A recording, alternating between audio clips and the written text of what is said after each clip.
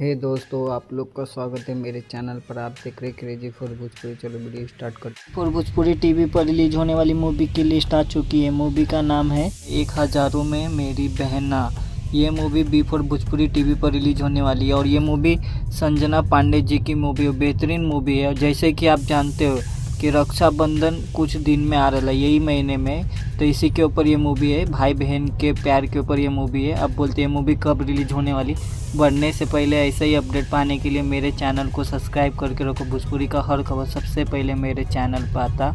ये मूवी 9 अगस्त को 9:45 पर बी फॉर भोजपुरी टीवी पर रिलीज हो। अगर कभी आप गलती से सुबह मिस कर देते हो तो वही 9 अगस्त को ही शाम को 6:30 बजे रिलीज हो रहा है। ये नहीं कि संडे को रिलीज हो रहा, शाम को ही 6:30 बजे रिलीज हो रहा है बी फॉर भोजपुरी टीवी पर। और कमेंट करके बोलिएगा ये भाई बहन के ऊपर मूवी आप लोग को कैसे लगी। मिलता है नई वीडियो में। धन्यवाद।